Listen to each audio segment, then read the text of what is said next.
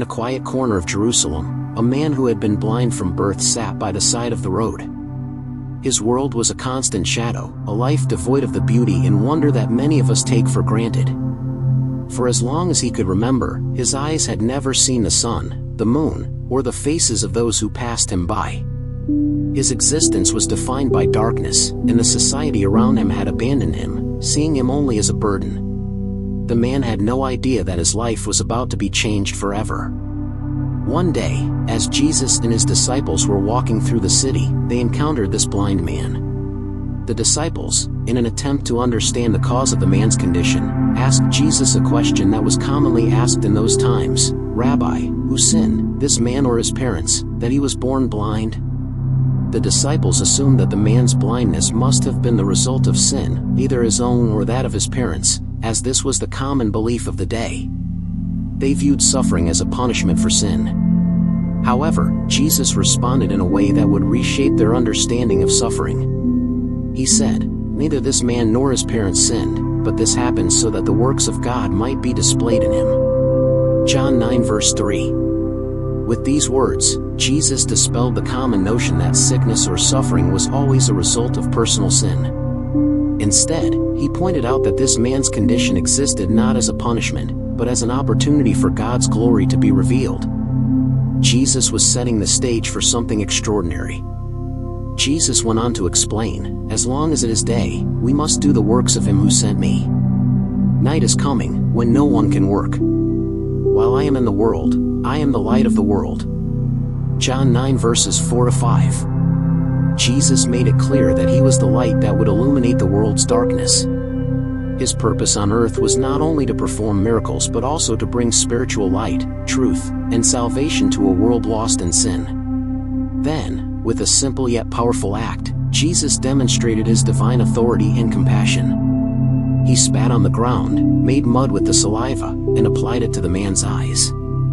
He then told him to go wash in the pool of Siloam. This was not a random act, it was a purposeful command.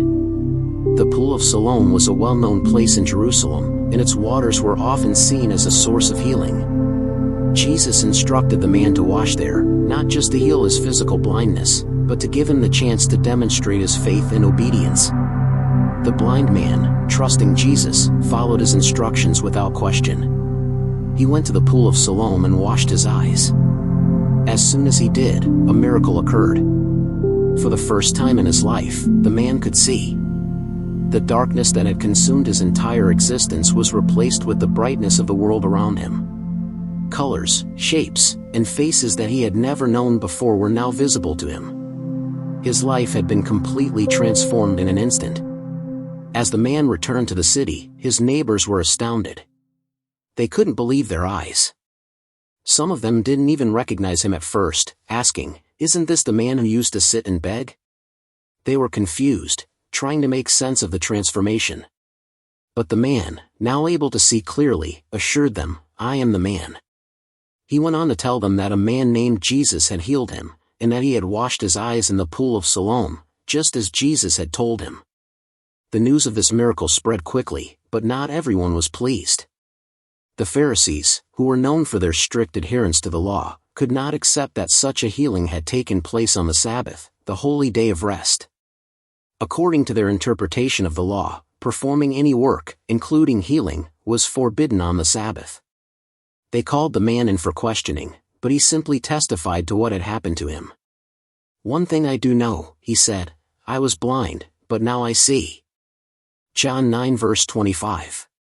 The Pharisees, unable to accept this simple truth, questioned Jesus and the man's healing further, but their efforts to discredit the miracle failed.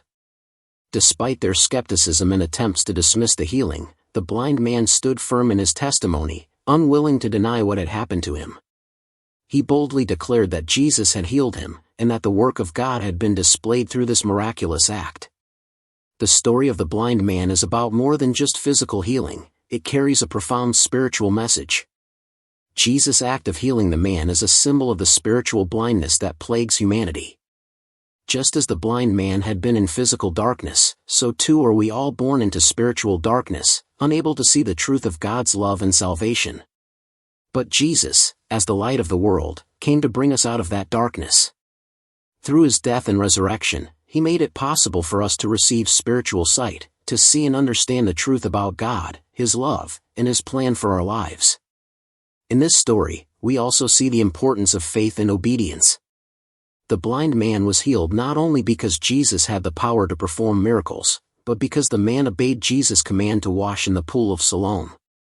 It was his willingness to act in faith that led to his healing.